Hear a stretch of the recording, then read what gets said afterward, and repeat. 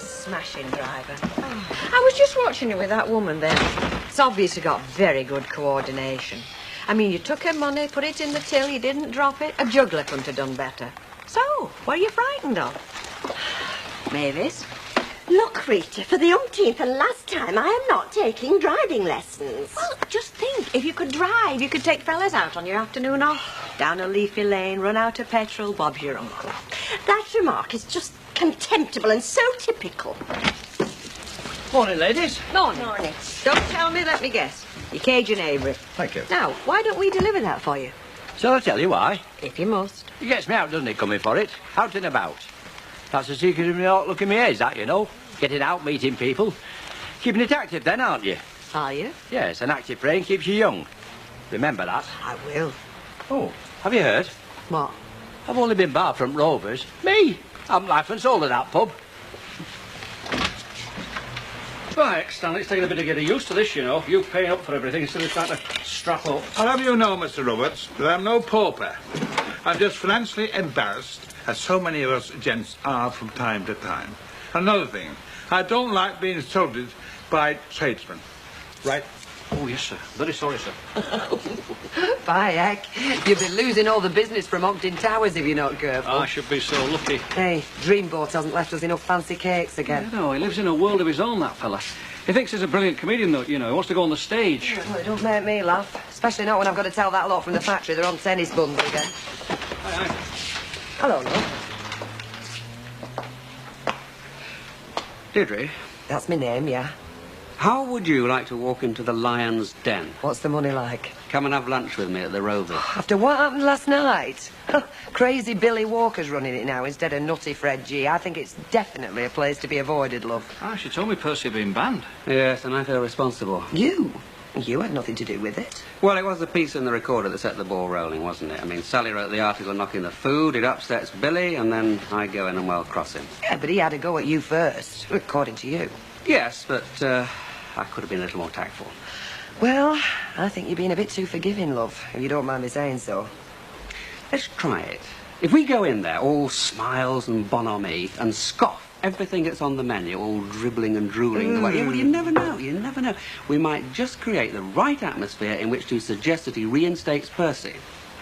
Who is not a young man, and the Rovers does seem to be the centre of his social universe. All right, Father Barlow. Good. See you about 12:30. All right, love. Cheerio. Ta-ra. Don't look so frightened, love. Billy won't throw a slop pot at you, you know. No, it's not that, it's just... What? Well, I think it's better that Billy and Ken see as little of each other as possible. I don't think they could ever be friendly, especially not Billy. Oh, because he's still got a soft spot for you. Well, yeah. He might take it over it, you know. Yeah, he might. I'll know as soon as I see him. What are you eating? I could smell it halfway down the street. Meat potato pie. One for you in the oven. Hey, they're not from that place where Fred G got them for the Rovers, are they? No, it's not on Station Road. She makes her own. Oh, good. We're still flush then, are we? Buying dinners? That's only a pie. I know the winner. Oh, it's a long time since you had a run of luck like this. In fact, I can't remember the last time. Oh. Do you know what I think? What? I think the Rovers is going from bad to worse. Denigrating, you know, like them places in olden times. 1 minute they're all processions and trumpets, and next minute Sam's covered them all up. Well, nearest sound to hear is Blackpool. First Mrs. Walker goes off sick, and Fred G takes over and thinks he knows it all. Now we've got Billy Walker throwing his weight about. They'll close that pub between them, you know. They will. Kill 'em if they do. Yeah, well, I mean, where would you spend all your winnings then? Hiya. Hello, love. Can I have a packet of envelopes, please? Them long, thin brown ones. They look official. I want to frighten a few of my husband's bad payers.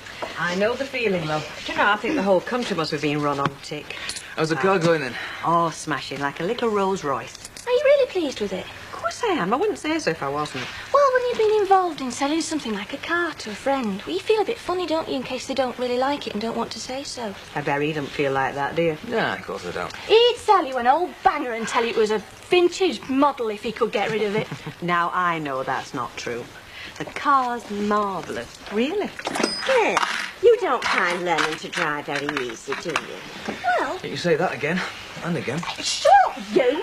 I only failed my test once, and that was because it was a very tough exam, and anybody else would have failed. Yes, but I mean, it's not easy, is it, learning to drive? No, it's not easy. Oh, and if you're naturally nervous. Well, we're all a bit nervous. Yes, but I mean, especially for women who are not used to handling anything mechanical. Well... Come on, Sterling. We'll put the plates up. You can drive me back to the garage. You might just be lucky not to hit a bus today. Take no notice of him. I'll pass next time. You see if I can. Try. The lengths you'll go to get out to learning to drive. You'd even sell your own sex downriver. Women are not used to handling anything mechanical. Oh, we're not. Traitor. Look, there's nothing wrong with being a sensitive, feminine person who prefers to be driven, instead of a masculine lady driver like you. Me? Masculine? Yes, you'll be getting a pair of driving gloves next and a flat cap. Is that the best you could do, Betty? Corned beef sandwiches? You'll be making some cheese and chutney. Yeah, well, it's hardly what you'd call good fare, though, is it? Well, look, with all the upset we've had this last few days, I've not had a chance to get anything in proper, have I? What about soup? Well, I haven't got anything to make any of. You know what they say? Necessity is the mother of invention. It's amazing what you can do with a few pounds of tomatoes, chopped onion, sweet basil, cream, salt, black pepper to taste. Now you mix that lot up, follow those instructions, it'll go down a treat. Thank you.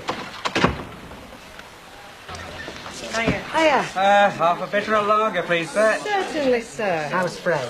He'll be all right now, look. They've called the vet. No, seriously. Doing very nicely. I'm probably wondering when he's going to get his first pint, knowing him. Have you not got any food on there? Betty's making some sandwiches. I don't know what sort, but shouldn't be long. Oh, good. You got rid of them diabolical pies, then?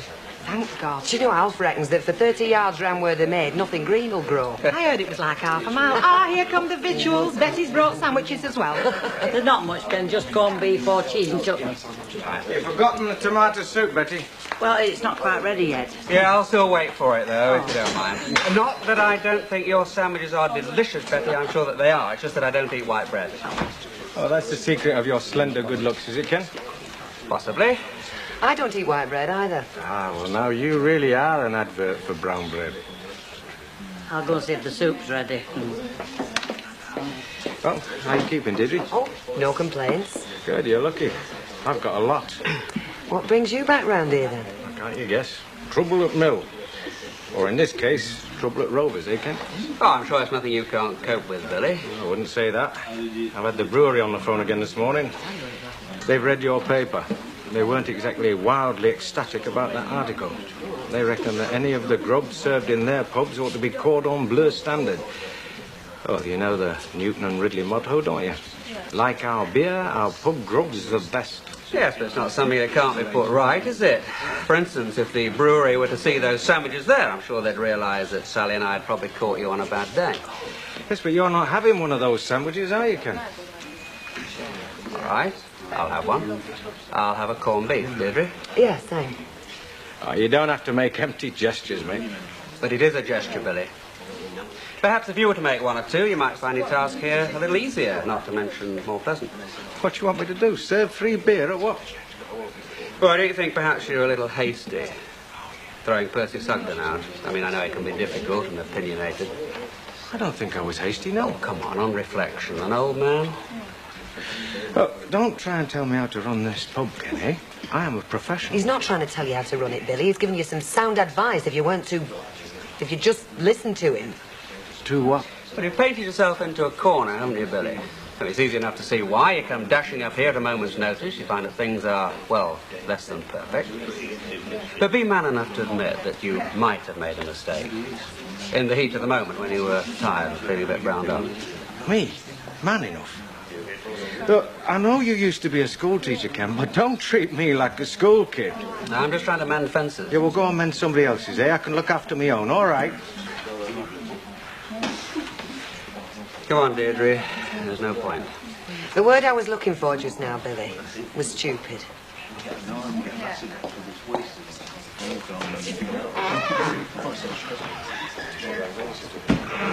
3 down. How many more to go? Are you sure he runs his own pub in Jersey, not a concentration camp? I love that.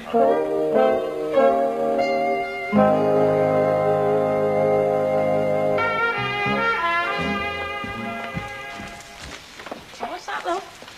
Leather Who's that? to the bank. Oh! It's been my monthly statement. Yeah.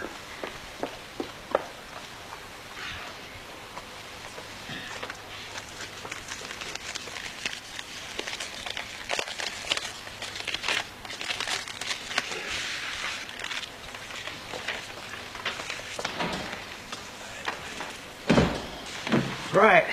That's it. I've told Bet to stop taking orders for food. Right. You played a blinder there, Betty. Went down a treat. I told you that was a good recipe. Not my idea of cooking. Oh, now, come on. Stop sulking. This isn't like you. Where's the little sunbeam that I know and love? I'm not sulking. I'm just, well, I'm astounded. What about? Who are you? What's got into you? I mean, you can't go about upsetting people like this, you see. I mean, we know Fred's not the ideal manager, but, well, at least folks could have a laugh at him. Well, I'm going to be frightened to death of you. God knows what your mother'd say if she knew. I only had a couple of minor disagreements. Look, we'll have nobody left out there if you have any more, lovey. All right, I'll be a little sunbeam myself. How will that suit you? It will when it happens. Now, what are you going to do for me? Well, Well, how about putting hot pot on, say, for 2 or 3 days a week? I remember your hot pot, from way back. That'll repair any of the damage done to us by Fred's pies or Barlow's rag. What do you say? how much? How much? Say 75p a portion. No, lovey. How much extra for me? Well, it's for the good of the pub. Where's your loyalty? In my purse with my wages. All right, let's say an extra quid every time hot pot's on. How about that? 2 quid. There's not that much profit in it. Oh, look, Billy. Apologise to Percy Sugden and Ken. I mean, they used to spend a bob or two in here, you know. Yes, she's just trying it on, Emily. Yes, but Rita is right about one thing. It is convenient having your own transport. But it wouldn't be my transport, it'd be Rita's. Oh, but you'd be driving the car along, wouldn't you? I mean, for pleasure as well as for business. Oh, I see. You can see yourself being driven around the countryside by your friend with the car. You'd be having stopping to pick up chaps next, I shouldn't wonder. Well, it'd be rather bad manners to go sailing past them, wouldn't it? Emily Bishop. And it's not all that difficult learning to drive. I mean, if I could, I'm sure you could. I didn't know you could drive. I was once the proud owner of a Morris miner called Annie. In fact, I've got a police record as a driver. I was fined for going the wrong way down a one-way street. Oh, quite a little flapper, weren't you? Chief Warder's here. Is his face twitching? Got a funny colour. God help us. You're not to being a good landlord, you know. Billy Walker's no idea. Are you tired of life, Stanley? If he bars you, you'll be dead of thirst within an hour. Watch it, watch it. Everything all right? Fine, perfect, great little pub. A man with a white stick came in, but he had a dog with him, so I threw him out. Very funny, Bet. I'll go and collect a few empties for you. Think the girls will be safe round there? I think they should be all right, so long as they don't make any sudden movements. Are they looking after you, ladies? Oh, yes, thanks, Billy. And how are things with you? Oh, well, I haven't found the big wave yet, but I'm still looking. Oh, aren't we all? Food all right? Very nice, thanks, yes. Good. You tried it, please? Well, actually, I do have one teeny-weeny complaint. Oh? Well, I just found the tomato soup was a little bit bland. Really? And there was rather too much chutney and not enough cheese in the cheese and chutney sandwich. Didn't you think so, Emily? I mean, I like chutney, but I'm afraid it doesn't like me, and if I eat too much, Oh, well, I won't bore you with the sordid details, but I find that the Flying Horse gets it just about right on the few occasions that I've gone there. You know, I put in a lot of cheese, which is my favourite food, and just a little dab of chutney. Absolutely delicious. The landlady makes her own, I think, at the Flying Horse. Mavis, Yes. if you want cheese and chutney sandwiches in future, go to the Flying Horse for them. And anything else for that matter. Perhaps they can put up with your prattling as well.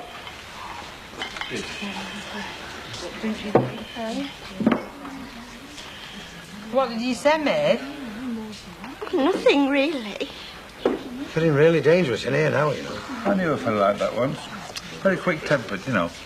He once flattened a horse with bare fists because he licked his head and spoiled his passage. More beer, please, Pip. Well, the way I heard it, you were fighting drunk and Billy had no option but to sling you out. Actually, that's the truth. Oh, don't encourage her, Emily. It's like she's a soccer hooligan, isn't it? I mean, is Billy going to put your picture up behind the bar? Do not serve this woman. No, actually, he was very disagreeable. It was quite insulting, in fact. I thought he was going to ask me to hop it as well, just for being with Mavis. Your turn will come, no doubt. Yes. Bye. Bye, Mavis. Bye-bye. Mavis, What? I'll do your swap. A swap? What for? You know you've been talking about beautifying your flat? Yes, I'm going to this spring. Well, I'll have it decorated for you and pay for it. Pardon? If you'll learn to drive. All right. Just like that? Yeah. Great. Emily can drive, did you know? No, I didn't. No. She used to have a little Morris Minor. Well, if she can learn to drive. You'd already decided to have a bash at driving, hadn't you, before I mentioned beautifying the flat? Well, it's like you said, if Emily can do it, I can too, don't you think? Well, I'll try and get Des Foster to do the decorating for you. I mean, when he finds out you've gone a bit wild and been slung out to pubs, he may be very interested. What a good idea. Hey, do you know what that Kurt Billy Walker's done now? You know he banged Percy Sultan, don't you? Well, he's only banged Mavis Riley now. They want the girls from the cabin, you know. You can't open your gob in that flaming pub. What's up? I think you know very well what's up, Stanley. Sit down. Come on, tea. I said sit down. No need to shout. That is my monthly statement from the bank. I know what it is. Well, will you read it, Stanley, please? It's got your name on the top, not mine. You can read it, I suppose, understand it? If I wanted to. Right, well, I'll read it for you. Especially these two items here. Both withdrawals. That means money taken out. I know what it means. £20 both times, making 40 altogether. And you know how they were withdrawn, Stanley? From the service till. Well, that's what the bank calls it. You'll know it better as the outside cash dispenser. Now then, I didn't draw out those two £20. So who did? You did, didn't you? You took my cash card, stole it, and you went to that dispenser and got £20 out twice. That's stealing it all, didn't it? No. Well, did I say you could? I didn't give you permission, did I? It was my money I drew, wasn't it? It's my account. You've just said yourself it's got my name on it. It was compensation from me too, wasn't it? That's my money. Well, am I right? Yes or no? Yeah, I suppose so. I suppose you could say that £40 come out of your compensation. What you moaning about then? Stan, when did you last work? I mean, when did you last put a full week in? Look, it's winter time. Winter time's not for winter cleaning, is it? It's months, Chuck, long before the winter sets in. What's that got to do with it? Well, I don't think you'll ever put in a full week's work again. And then what are we going to live on? How are we going to manage? I'll be drawing my pension, so am I. Oh, aye. And how many pints of beer a week will that buy you? How many packets of fags and pie and chip suppers? That's why I wanted to save that money in the bank stand for a rainy day. And they're going to be some, make no mistake. They're only 40 quid. Yes, well, 40 this week, 40 next. Oh, I know you. You're like a big sponge when it comes to money. You just soak it up. That was compensation for my toll. My money. For I can spend as I wish. Not in your bank. Oh, I see. So what you're saying is, You can spend your money on your own pleasure, playing big spenders in the Rovers. While mine, the money my brother left me, that's for putting butter on a spread when it looks like we're going to have it dry. You got your carpet, didn't you? Am I the only one that walks on it, Stanley? It's only 40 quid. They spend 40 quid on kids' toys nowadays. Oh, I know, Chuck. I know it's hard having money in the bank when all you've got in your pocket's fresh air, but... Well, this was supposed to be our nest egg. I never thought we'd ever have a nest egg. I'll not draw any more.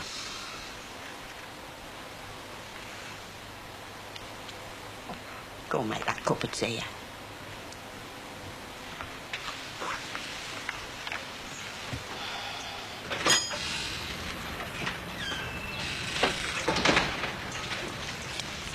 What do you want?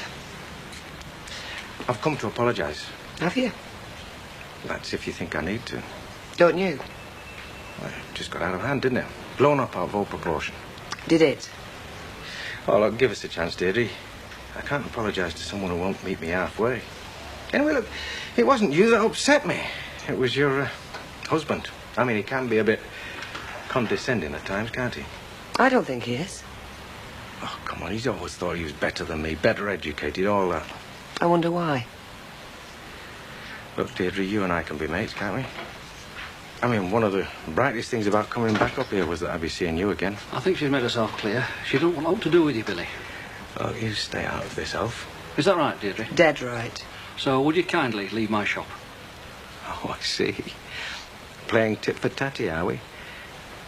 You're even more small-minded up here than I remember.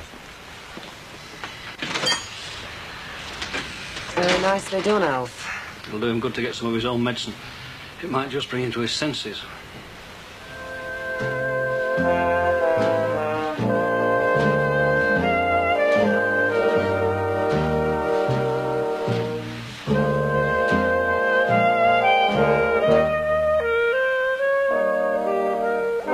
And we're back in Weatherfield tomorrow at the same time, 9 o'clock.